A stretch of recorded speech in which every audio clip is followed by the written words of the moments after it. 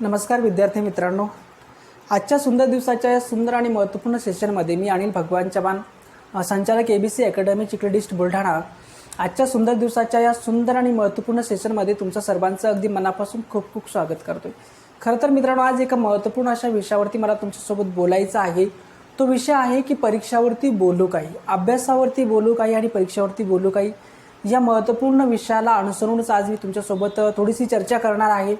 तुम्ही सुद्धा माझ्यासोबत चर्चा करू शकता मित्रांनो। तुमचे काही प्रश्न असले तर त्याबद्दल तुम्ही कमेंटमध्ये तुमचे प्रश्न मांडू शकता, जेणेकरून मला त्याच्यावरती येणाऱ्या काळामध्ये पुढच्या व्हिडिओमध्ये नक्की उत्तर देता येईल।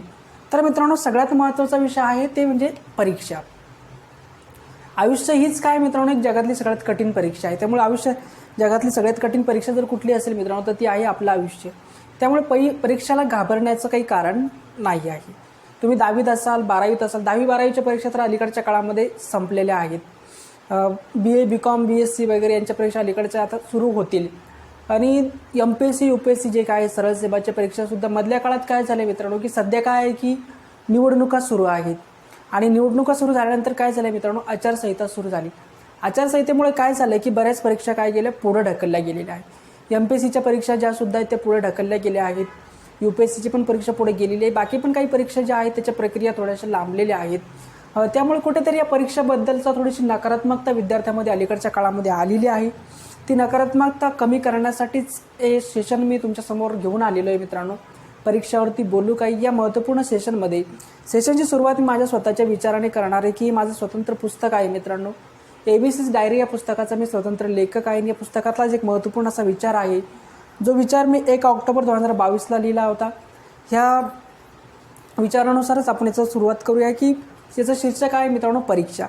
परीक्षा कोणती असो, UPSC, MPSC, लोक म्हणतात या परीक्षा फार कठीण आहे। परीक्षा कोणती असो, UPSC व MPSC, लोक म्हणतात या परीक्षा फार कठीण आहे। मी विद्यार्थ्यांना इतकंच सांगेल की तुम्ही किमान एकदा तरी ती परीक्षा देऊन बघा। मी विद्यार्थ्यांना किमान इतकंच सांगेल की तुम्ही किमान एकदा तरी ती परीक्षा काय करा, देऊन बघा मित्रांनो। नंतर ठरेल की परीक्षा कठीण आहे की सोपी। कोणत्याही गोष्टीचा अनुभव घेतल्याशिवाय ती गोष्ट समजत नाही। त्यामुळे परीक्षा ही तुम्हाला वाटतं की त्यामुळे परीक्षा द्या। तुम्हाला वाटलं की ही परीक्षा कठीण आहे की मग तुम्ही ठरवू शकता की परीक्षा काय करायचं। केवळ लोक म्हणतात म्हणून एखादी परीक्षा कठीण आहे असं नाही आहे मित्रांनो। तर कुठेतरी 1 ऑक्टोबर 2022ला मी माझ्या ABC's डायरी या पुस्तकामध्ये तो महत्त्वपूर्ण असा विचार लिहिला होता आणि त्या विचारानेच मी आजच्या सेशनची सुरुवात केलेली आहे। कसं आहे ना मित्रांनो, आयुष्यातल्या ज्या काही वेगवेगळ्या परीक्षा आहेत, या परीक्षेच्या ज्या फेजमधून आपल्याला कायम जावं लागतं मित्रांनो। लहानपणापासून म्हणजे पहिला वर्ग ते ग्रॅज्युएशन, पोस्ट ग्रॅज्युएशन या सर्व टप्प्यावरती आपण असंख्य परीक्षा देत असतो। त्यामुळे आता आयुष्य ही सुद्धा काय एक परीक्षा आहे मित्रांनो। माझ्या स्वतःच्या लिखाणामध्ये मी लिहिलेलं आहे की जीवन हीच या जगातली सगळ्यात कठीण परीक्षा आहे। प्रत्येकाचं जीवन जे आहे मित्रांनो, हीच या जगातली सगळ्यात कठीण परीक्षा आहे। आणि ही परीक्षा UPSCच्या परीक्षेपेक्षाही कठीण आहे। कशी आहे? UPSCच्या परीक्षेपेक्षाही कठीण आहे। जितके कठीण प्रश्न UPSCच्या परीक्षेत असतात मित्रांनो, त्यापेक्षा कितीतरी कठीण प्रश्न आपल्या रोजच्या जीवनामध्ये सुद्धा असतात। त्यामुळे कुठेतरी आपण आपल्या आयुष्यातले जे काही छोटे मोठे प्रश्न आहेत ते सोडवण्यासाठी काय असलं पाहिजेत, प्रयत्नशील असलं पाहिजे। आणि त्यासाठी आपण काय केलं पाहिजे, प्रयत्न केले पाहिजेत। तर मित्रांनो, वळूयात आपल्या महत्त्वाच्या टॉपिक्सकडे की अलीकडच्या काळामध्ये आता सध्या काय वसंत ऋतू सुरू आहे मित्रांनो। वसंत ऋतूबद्दल थोडंसं तुम्हाला सांगतो मित्रांनो की मी एक निसर्गप्रेमी आहे। आणि वसंत ऋतू काय असतो मित्रांनो, की मार्च आणि एप्रिल महिन्यातला जो काही 2 महिन्याचा कालखंड असतो, हा ऋतू काय असतो मित्रांनो, हा वसंत ऋतूचा कालखंड असतो। वसंत ऋतूमध्ये काय होते मित्रांनो, की झाडाची पानगळ झाल्यानंतर झाडांना नवी पानं येतात, झाडांना फुलं येतात आणि झाडाला सुद्धा फळं सुद्धा येतात। आंबे जे आहे मित्रांनो, तर याच महिन्यामध्ये आंबे येतात। इतर जी काही फळं आहेत ती सुद्धा याच महिन्यामध्ये येतात। त्यामुळे सध्याचा ऋतू जो आहे, अगदी प्रसन्न करणारा, मनाला मोहून घेणारा, मनमोहक असा वसंत ऋतू आहे। या वसंत ऋतूलाच काही लोकांनी प्रेमाचा वसंत सुद्धा म्हटलेला आहे मित्रांनो। तुम्ही एक गाणं सुद्धा ऐकलेलं असेल की पतझड, सावन, वसंत, बहार, एक बरस के मौसम 4, 5वां मौसम प्यार का। म्हणजे कुठेतरी वसंत ऋतू जो आहे मित्रांनो, त्या ऋतूलाच काय म्हटलंय, प्रेमाचा वसंत सुद्धा म्हटलेला आहे। आणि मग सध्याच्या काळामध्ये काय की निवडणुकीची रणधुमाळी सुरू आहे, आचारसंहिता लागू झालेली आहे। आणि या आचारसंहितेमुळे काय झालंय मित्रांनो, की ज्या काही परीक्षा होत्या त्या सर्व परीक्षा पुढे ढकलल्या गेलेल्या आहेत। काय झालंय, सर्व परीक्षा काय गेल्या, पुढे ढकलल्या गेल्या मित्रांनो। 10वी-12वीच्या परीक्षा होऊन गेलेल्या आहेत, पण यूपीएससीची परीक्षा जी होती मित्रांनो 26 मेला डिसाईड झालेली होती. ती परीक्षा आता कुठे गेलेली 16 जूनला ती परीक्षा होणार आहे. MPSCची सुद्धा राज्यसेवेची परीक्षा जी 28 एप्रिलला होणार होती ती परीक्षासुद्धा जुलैमध्ये होण्याच्या प्रोसेसमध्ये आहे. कंबाईनची जी काही एक्झाम्स होती मित्रांनो ती 16 जूनला नियोजित होती. आचारसंहितेमुळे सुद्धा ती परीक्षा पुढे ढकललेली. सध्या तर त्याची जाहिरातच आलेली नाही आहे.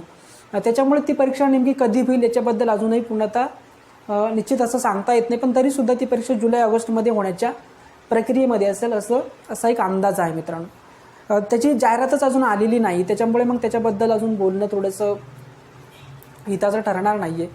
तर मित्रांनो मला हेच सांगायचं आहे की बाबा सध्याचा जो काही कालखंड आहे, उन्हाळ्याचे दिवस आहे, प्रचंड उकाडा जाणवतो आहे, एकीकडे प्रचंड उष्णता जाणवते आणि अशा उष्णतेच्या कालखंडामध्ये थोडंसं बोर वाटायला लागलं आहे विद्यार्थ्यांना. एकतर जे UPSC MPSCची तयारी करणारे विद्यार्थी होते ते तर डिस्टर्ब झाल्यासारखे झालेले आहेत, कारण परीक्षा पुढे गेलेली आहेत. आता त्याच्यानंतर या परीक्षा कधी होतील, MPSCच्या कधी होतील याच्याबद्दलची निश्चितता नाही आहे. तर त्यामुळे कुठेतरी मला ह्याच सेशनवरती थोडंसं बोलायचं होतं की बाबा रे परीक्षा पुढे गेली मग आता काय करायचं आहे त्याच्याबद्दल मला त्या ठिकाणी सांगायचं आहे. सर्वात अगोदर मी थोडंसं 10वी-12वीच्या विद्यार्थ्यांना एक संदेश दिला मित्रांनो की जे काही 10वी-12वी नुकतेच झालेले विद्यार्थी आहेत अशा विद्यार्थ्यांनी सध्याचा जो काही टाईम आहे मित्रांनो, उन्हाळ्याच्या सुट्टीचा जो काही टाईम आहे या टायमामध्ये स्किल डेव्हलपमेंट केलं पाहिजे मित्रांनो. स्किल डेव्हलपमेंट काय आहे मित्रांनो तुम्हाला माहिती आहे. स्किल म्हणजे काय मराठीमध्ये त्याला आपण काय म्हटलेलं आहे, कौशल्य. Skill development is most important in life, की तुम्हाला तुमच्या आयुष्यामध्ये कौशल्य विकास हा फार महत्त्वाचा आहे मित्रांनो. सध्याच्या काळामध्ये तुम्हाला अलीकडच्या काळात इंटरनॅशनल लेबर ऑर्गनायझेशन या संस्थेने एक महत्त्वपूर्ण रिपोर्ट प्रकाशित केलेला आहे. त्या रिपोर्टनुसार आपल्या देशामध्ये 100 तरुणामागे 83 तरुण बेरोजगार आहेत. म्हणजे जवळपास आपल्या देशामध्ये 83% तरुण बेरोजगार आहेत. बेरोजगारीची कारणं काय आहेत मित्रांनो? नोकऱ्या ज्या आहेत, काही ठिकाणी नोकऱ्या आहेत पण त्या नोकऱ्या घेण्यासाठी स्किल डेव्हलपमेंट असणारे लोक नाही. कुशल कामगार ज्याला आपण म्हणतो, अकुशल कामगार आणि कुशल कामगार हे 2 प्रकार आहेत कामगारांचे. तर कुशल असा कामगार नाही. मग स्किल म्हणजे काय? तर हे स्किल जे आहे मित्रांनो की एखाद्या कंपनीमध्ये तुम्ही काम करता आहे. समजा एखाद्या कंपनीमध्ये स्पेअर पार्ट बनवण्याचं काम आहे, गाड्यांचे जे स्पेअर पार्ट आहे ते बनवण्याचं काम आहे मित्रांनो. ते स्पेअर पार्ट बनवणारी जी मशीन आहे त्या मशीनवरती जर तुम्हाला काम करता येत नसेल तर त्या कंपनीमध्ये तुम्हाला काम मिळणार आहे का? नाही मिळणार आहे, कारण तुम्हाला ते जमत नाही, ते स्किल तुम्हाला अवगत नाही. इंजिनियर आहात तुम्ही तर तुम्हाला इंजिनिअरमध्ये कॉम्प्युटर इंजिनियर आहे तुम्ही, तर कॉम्प्युटर इंजिनिअरिंगमध्ये तुम्हाला जर एखादा प्रोग्राम दिला, जर तो प्रोग्राम तुम्हाला व्यवस्थित करता नाही आला तर काय होईल? शेवटी तुमच्याकडे ते स्किल काय आहे, कमी आहे, ते कंपनीचा फायदा होत नाही. त्यामुळे मग कंपनी काय करते की ज्या लोकांकडे स्किल नाही आहे त्या लोकांना काय करते, बाहेर टाकते. विद्यार्थी स्पर्धेमध्ये बाहेर पडण्याचं कारण आहे मित्रांनो स्किल डेव्हलपमेंटचा अभाव. आणि आजचं जे काही स्पर्धेचं जग आहे, अशा स्पर्धेच्या जगामध्ये जर तुम्हाला पुढे जायचं असेल मित्रांनो तर तुम्हाला तुमचं स्किल डेव्हलपमेंट केलं पाहिजे. सध्याचा जो काही काळ आहे तुमचा 3-4 महिन्याचा सुट्टीचा काळ, या काळामध्ये तुम्ही कॉम्प्युटरचं स्किल डेव्हलपमेंट केलं पाहिजे. कॉम्प्युटरबद्दल चांगल्यापैकी माहिती घेतली पाहिजे. MSCIT असेल, CCC सारखे कोर्स या दिवसात केले पाहिजेत. सगळ्यात महत्त्वाचा टॉपिक्स आहे इंग्लिश स्पीकिंग कोर्स तुम्ही केला पाहिजे मित्रांनो. सध्याच्या काळामध्ये इंग्लिश स्पीकिंगला फार महत्त्वाचं. येणाऱ्या काळामध्ये माझी इंग्लिश स्पीकिंगची बॅच लवकरच सुरू होणार आहे, उन्हाळी बॅच. या बॅचला तुम्ही नक्की जॉईन होऊ शकता, तुम्ही ॲडमिशन घेऊ शकता, जेणेकरून तुमच्या अभ्यासाला तिथे एक चांगली गती मिळेल आणि तुमचं इंग्लिश सुधारण्यासाठी एक चांगल्यापैकी मदत होऊ शकेल. तर मित्रांनो कुठेतरी मला आता हे झालं 10वी-12वीच्या विद्यार्थ्यांना. UPSC आणि MPSCची तयारी करणाऱ्या विद्यार्थ्याबद्दलच आता मी सांगतोय मित्रांनो की काय झालं आहे की आता UPSC आहे, UPSCची परीक्षा 16 जूनला होणार आहे. त्यामुळे UPSCच्या विद्यार्थ्यांनी त्या अभ्यासात त्या टाईमटेबलनुसार काम करणं गरजेचं आहे की 16 जूनला परीक्षा आहे तर आतापासूनच तुम्ही तुमच्या अभ्यासाच्या हिशोबाने राहिलं पाहिजे. कसं आहे ना मित्रांनो, UPSCचा अभ्यास करण्याची एक स्ट्रॅटेजी आहे. जे विद्यार्थी UPSCचा अभ्यास करतात त्यांचं नियोजन असं असतं की प्री एक्झाम ज्या दिवशी दिल्या जाते त्या दिवशी त्याची प्रीची आणि मेनची दोन्हीची एकत्रित पूर्णपणे तयारी झालेली असते. नंतरचा जो काही काळ असतो मित्रांनो, प्री नंतरचा 3 महिन्याचा काळ हा फक्त सरावाचा काळ असतो की रायटिंग प्रॅक्टिस असेल, पेपर सोल्युशन असतील, या सगळ्या गोष्टी त्या 3 महिन्यात करायच्या असतात. त्यामुळे सध्याचा जो काही काळ आहे UPSCच्या विद्यार्थ्यासाठी सध्या प्रिलियम्सवरच्या रिव्हिजनवरती फोकस करणं गरजेचं आहे. एप्रिल मे या 2 महिन्यामध्ये प्रिलिमची जेवढी काही रिव्हिजन्स आहे मित्रांनो, ती रिव्हिजन तुम्ही करायला पाहिजेत. आतापर्यंत तुमचा मेनचा वगैरे जो काही अभ्यास आहे तो आतापर्यंत संपुष्टात यायला पाहिजे आहे. अशा पद्धतीने UPSCचा आहे. आता MPSCचं काय मित्रांनो, त्याबद्दल मी तुम्हाला सांगतो की आता MPSCच्या परीक्षा नेमक्या कधी होतील याबद्दल नियोजन नाही, पण मी तरीसुद्धा मी तुम्हाला अस्पष्ट करतो मित्रांनो की MPSCच्या ज्या काही परीक्षा आहेत ह्या जुलै-ऑगस्टमध्ये नक्की होतील. राज्यसभेची जी परीक्षा आहे ती जुलैमध्ये आणि कंबाईनची एक्झामसुद्धा जुलै किंवा ऑगस्टमध्येच होऊ शकतील मित्रांनो. कारण त्यानंतर पुन्हा निवडणुका लागणार आहे. राज्य विधानसभेच्या निवडणुका सप्टेंबर-ऑक्टोबरमध्ये लागणार आहे. पुन्हा आचारसंहिता लागू शकते आणि मग पुन्हा सगळा गोंधळ होऊ शकतो. त्यामुळे मग मधला जो काही काळ आहे जून, जुलै आणि ऑगस्ट, सप्टेंबरपर्यंत या 4 महिन्यामध्ये MPSCच्या ज्या काही एक्झाम आहे मित्रांनो त्या एक्झाम होणार आहे.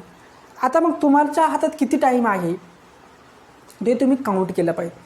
एप्रिल, मे आणि जून जवळपास तुमच्या हातात 3 महिन्याचा कालखंड आहे मित्रांनो. म्हणजे जवळपास 90 दिवस तुमच्या हातामध्ये आहे. त्यामुळे तुम्हाला या 90 दिवसामध्ये तुमच्या अभ्यासाची चांगल्यापैकी रिव्हिजन करायची आहे. काय करायची? चांगल्यापैकी रिव्हिजन करायची. अभ्यास करताना अभ्यासाची एक स्ट्रॅटेजी आहे मित्रांनो की परीक्षा कुठलीही असो, UPSC असेल, MPSC असेल, प्री आणि मेनचा अभ्यास सोबत केला गेला पाहिजे. त्यामुळे सध्याचा जो काही कालखंड आहे तुमच्यासाठी तो सुद्धा तुम्ही काय केला पाहिजेत, रिव्हिजनचा कालखंड आहे मित्रांनो. रिव्हिजन तुम्ही काय केली पाहिजे, सर्व विषयाची रिव्हिजन चांगल्यापैकी केली पाहिजे. आता अनेक विद्यार्थी हा प्रश्न घेऊन येतात मित्रांनो की अभ्यास होत नाही. तर अभ्यास का होत नाही? तर कसं आहे ना मित्रांनो की अभ्यास होण्यासाठी तुमच्याकडे हवी असलेली पॉझिटिव्ह एनर्जी नाही आहे. काय तुमच्याकडे हवी असणारी पॉझिटिव्ह एनर्जी नाही आहे. सकारात्मक ऊर्जा जी आहे, जी अभ्यास करण्यासाठी आवश्यक आहे ती तुमच्याकडे नाही आहे. तुमच्या जीवनामध्ये एक प्रचंड नकारात्मकता आलेली आहे. काय आलेलं आहे? प्रचंड नकारात्मकता आलेली आहे. तुम्हाला असं वाटलं आता परीक्षा संपुढे गेलेली आहे, मग आता काय करावं, एक प्रकारचा नकारात्मक मूड तयार झालेला आहे. तर कुठेतरी तुम्हाला थोडंसं मोटिवेट होणं गरजेचं आहे मित्रांनो.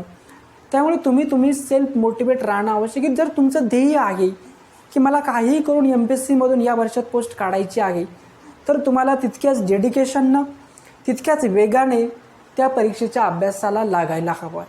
कसं आहे ना मित्रांनो, परीक्षा कधी पण हो, आपण रेडी असलं पाहिजे. काय असलं पाहिजे? आपण रेडी असलं पाहिजे. नाहीतर उद्या परीक्षा पाहिजे, जर आपण रेडी नसेल, आपला अभ्यास झालेला नसेल, तर आपल्याला त्या परीक्षेचा फायदा होणार नाही किंवा त्यात आपल्याला यशही मिळणार नाही. त्यामुळे स्वतःला काय करा, रेडी ठेवा. काय ठेवा? स्वतःला रेडी ठेवा. परीक्षा कधी हो, तुम्ही स्वतः रेडी असला पाहिजे. दुसरी गोष्ट अशी मित्रांनो की अभ्यास करताना सर्वांगीण पद्धतीने अभ्यास करणं गरजेचं आहे. की जर MPSCचा अभ्यास करतो आहे, UPSCचा अभ्यास करतो आहे किंवा कुठल्याही परीक्षेचा अभ्यास करतो, तर एक जनरल लेवल ठरली गेली पाहिजे मित्रांनो. की समजा असे काही विषय आहेत ते सर्व परीक्षेला कॉमन असतात. UPSC असेल, MPSC असेल किंवा जेवढ्या काही सरळ सेवेच्या परीक्षा आहेत त्यांना कॉमन असतात. समजा इंग्लिश व्याकरण हा विषय आहे, UPSCला पण आहे, MPSCला आहे आणि सरळ सेवेला सुद्धा आहे. त्यामुळे असे जे विषय आहे मित्रांनो याचा अभ्यास सातत्याने सुरूच ठेवला पाहिजे. GK सारखा विषय आहे, हा GK सारखा विषय सुद्धा काय आहे की तिन्ही सुद्धा परीक्षेले कॉमन विषय आहे. त्यामुळे अशा विषयाचा सुद्धा तुम्ही काय केला पाहिजे, एक अभ्यास कंटिन्यू सुरू ठेवला पाहिजे. गणित बुद्धिमत्ता हा सगळ्यात महत्त्वाचा आणि इम्पॉर्टंट सब्जेक्ट आहे मित्रांनो. त्याचा अभ्याससुद्धा सातत्याने सुरू ठेवणं गरजेचं आहे. जर तुम्ही त्याचा अभ्यास कंटिन्यू सुरू ठेवला तर एखादी सरळ सेवा जर मदत निघाली तर तिथेही तुम्हाला त्याचा काय होऊ शकतो, फायदा होऊ शकतो. त्यामुळे कुठेतरी पुन्हा एकदा तुम्ही तुमच्या हा व्हिडिओ बघितल्यानंतर पुन्हा एकदा तुम्ही एक नव्याने नवं आयुष्य सुरू करा, पुन्हा नव्याने नवा अभ्यास सुरू करा आणि असं ठरवा की मला काहीही करून ही एक्झाम पार करायची. माझी एक्झाम जूनमध्ये होणार आहे. MPSCच्या विद्यार्थ्याची, UPSCचं तर निश्चित झालेलंच आहे. MPSCच्या विद्यार्थ्यांनी हे ठरवून ठेवायचं की माझी एक्झाम जुलैमध्ये होणार आहे आणि मला त्या पद्धतीने माझ्या अभ्यासाची स्ट्रॅटेजी बनवायची. टाईम फार कमी आहे मित्रांनो. सध्या निवडणुकाची रणधुमाळी सुरू आहे, आचारसंहिता सुरू आहे. आता निवडणुका आल्या आहेत मित्रांनो, तर म्हणून तुम्हाला राजकारणाबद्दल सुद्धा सांगतोय की राजकारण महत्त्वाचं आहे का? खरं तर मित्रांनो राजकारण हे फार महत्त्वाचं आहे. कारण सत्तेशिवाय शहाणपण नाही आहे. सकाळ झाल्यापासून ते रात्री झोपण्यापर्यंत प्रत्येक गोष्टीची राजकारणाचा संबंध येतो. काय येतो? प्रत्येक गोष्टीची राजकारणाचा संबंध येतो. तुम्ही ज्या घरात राहत नाही मित्रांनो, ते घर जे आहे त्या घराची घरपट्टी तुम्ही भरता. ही घरपट्टी कोण ठरवतं? गावाचे सरपंच आणि तिथले ग्रामपंचायत सदस्य ठरवत असतात मित्रांनो. तुम्ही नगरपालिकेचे नळ असतील त्या नळाचं पाणी भरता, ते पाणी कुठून येतं? नगरपालिकेकडून येते किंवा ग्रामपंचायतकडून येते. ते देण्याचं काम कोण करतं मित्रांनो? आपले लोकप्रतिनिधी करत असतात. त्यामुळे राजकारणही तितकंच महत्त्वाचं आहे. त्यामुळे सध्याचा जो काही काळ आहे निवडणुकीचा काळ आहे, अशा निवडणुकीच्या काळामध्ये तुम्ही राजकारणाची प्रत्यक्ष ग्राउंड लेवलवर माहिती घेणं, राजकारण नेमकं कशा पद्धतीने चालते, निवडणूक प्रक्रिया कशी चालते, कारण भविष्यात जर तुम्ही अधिकारी झालात तर तुम्हाला काय करावं लागतं मित्रांनो? निवडणूक प्रक्रिया पार पाडावी लागते. आता तुम्हाला माहिती असेल की आता लोकसभेच्या निवडणुका आहेत, प्रत्येक जिल्ह्यामध्ये खासदार निवडला जातो मित्रांनो. काय होतं जिल्ह्यामध्ये किंवा आता काय झालेलं आहे की लोकसंख्येच्या नुसार एक खासदारची संख्या ठरलेली की आपल्या महाराष्ट्रामध्ये सध्या किती खासदार आहेत मित्रांनो? 48 खासदार आहे. आपल्या महाराष्ट्रात जिल्हे किती आहेत? 35 जिल्हे आहेत. आता 36 आहेत. तर मग 36 जिल्हे आहेत तर मग 48 खासदार कसे? तर कसं आहे ना मित्रांनो, खासदार ठरवण्याचं एक सूत्र असतं की जी काही राज्याची लोकसंख्या असते ती लोकसंख्या भागीला देशाची एकूण लोकसंख्या, आणि मग सगळ्यांचं जे गणित जे आहे त्याला काय सामान, त्याची लोकसंख्या जी काय आहे ती सामाननुसार त्याचे काय केले जातात? भाग पाडले जातात.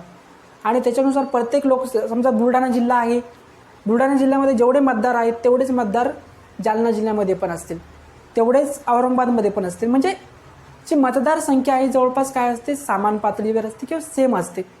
त्याचा जे काही फॉर्म्युला आहे त्या फॉर्म्युलानुसार ते ठरतात. म्हणून ही संख्या आपल्या काही तर मुंबई आहे, तर मुंबई कसं एक मोठं शहर आहे, इथे लोकसंख्या जास्त असल्याकारणाने तिथे काही जास्त खासदार आहेत. बाकी जे काही छोटे छोटे शहर आहेत तिथे एक खासदार आहे, काही ठिकाणी 2 जिल्हे मिळून सुद्धा 1 खासदार आहे. त्यामुळे कुठेतरी तिथल्या लोकसंख्येनुसार हे सगळं गणित निर्भर असतं मित्रांनो. तर त्यामुळे राजकारण प्रत्यक्ष समजून घेणं सुद्धा गरजेचं आहे. त्यामुळे थोडाफार टाईम तुम्ही तिथे देऊ शकता, पण जास्त वेळ देण्याची गरज नाही आहे मित्रांनो. काय जास्त वेळ देण्याची गरज नाही. तर आजचं जे काही सेशन, या सेशनमध्ये तुम्हाला हा टॉपिक चांगल्यापैकी कळलेला आहे.